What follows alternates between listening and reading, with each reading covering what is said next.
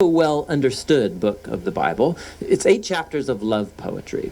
And while there is an introduction and a conclusion, the book doesn't have any kind of rigid literary design, and that's because it's a collection of poems. They're not meant to be dissected or taken apart. They're meant to be read as a flowing whole and simply enjoyed. The first line of the book tells us that it's the Song of Songs, which is a Hebrew idiom like the Holy of Holies or the King of Kings. It's a Hebrew way of saying the greatest thing. So this is the greatest song of all songs. Then we're told in the first line that this Song of Songs is of Solomon, which could mean that he's the author. His name does begin the book, after all. But as you read the poems, you discover that the main voice is that of a woman called the Beloved. And while there is also a male voice, it does not seem to be Solomon's. Solomon is mentioned a couple times in the poems, but he's never a speaker. And you do have to admit, Solomon is a very odd candidate as the author of this book, given the fact that he had 700 wives. For the lovers in the Song of Songs, they are the only ones in the world for each other.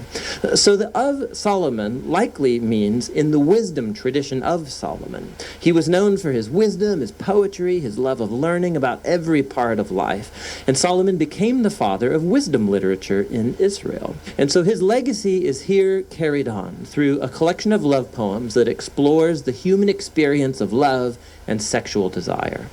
The opening poem introduces us to the basic theme of this book. We hear the voice of the young woman who delights in her man, a shepherd. Now, she's not married to him yet, but it becomes clear that they're engaged and they cannot wait to be together.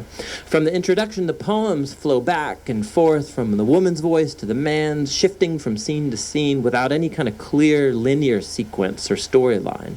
The poems move in these symphonic cycles, and key images and ideas get repeated and developed. So, one of the basic themes uniting the poems is the intense desire that this couple has for each other, expressed through their constant seeking and finding. So, after the opening poem, they're separated but on the hunt for one another. So the woman calls out, or she'll wake up from a dream or go looking for her lover, and more than once they'll find each other, they'll embrace, and then right when things start to get a bit racy, the scene will suddenly end and a new one will start. They're separated, looking for each other, and on it goes. Another repeated theme is the joy of the couple's physical attraction for one another. So multiple times they'll pause and describe each other with these elaborate metaphors. And here it's very helpful to know that these images and metaphors in Hebrew poetry are not primarily visual. If you try and paint a picture of these people based on the metaphors, you will end up with something that looks very, very strange.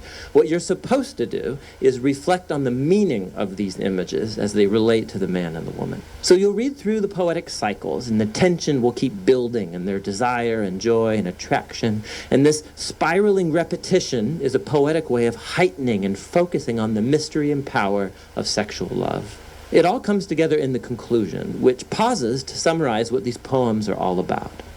Love is as strong as death. Its passions are as severe as the grave. Its flashes are of fire, a divine flame. Many waters cannot extinguish love. Rivers cannot sweep it away. If one were to give all the wealth of one's house for love, he would be utterly scorned.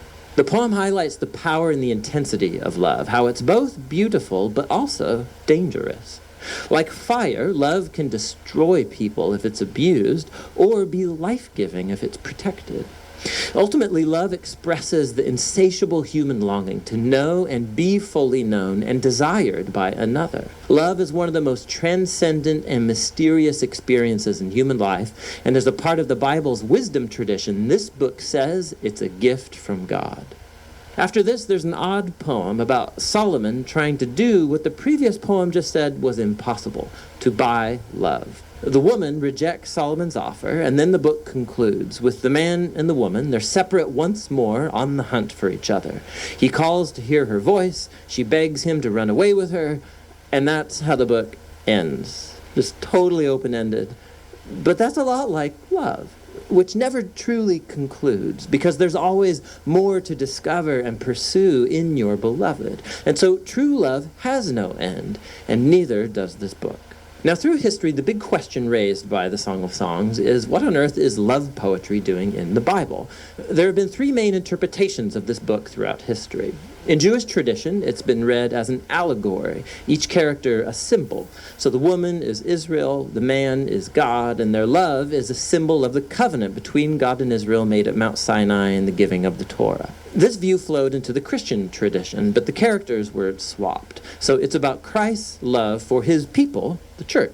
And this interpretation was inspired by Paul's words in Ephesians 5, that a Christian husband's love for his wife is a symbol of Christ's love for the church. What's interesting is that in the last 100 years, archaeological discoveries among Israel's ancient neighbors in Egypt and Babylon has turned up all kinds of ancient love poetry that's very similar in language and imagery to the Song of Songs. We see that love poetry was a meaningful part of Israel's cultural environment, which has led most scholars today to view the Song of Songs as what it presents itself to be, an arrangement of Israelite love poetry reflecting on the divine gift of love. But that doesn't mean that it's only ancient love poetry. There's a key feature of these poems that sticks out when you read them as a part of the Old Testament, and that's the overwhelming use of garden imagery. There are powerful echoes of the Garden of Eden and the idyllic scene between the married couple in the early chapters of Genesis. So the image of the man and the woman naked and vulnerable, but completely unified and safe with one another, this resonates in the background of the Song of Songs. It's as if in these poems we are witnessing the love of a couple whose relationship is untainted by selfishness and sin. And so ultimately the song holds out hope that even though our own relationships are so often distorted by selfishness, love is a transcendent gift, and it's meant to point us to something greater, to the gift of God's love that will one day permeate and transform his beloved world. And that's what the Song of Songs is all about. And next we'll look at the book of Isaiah.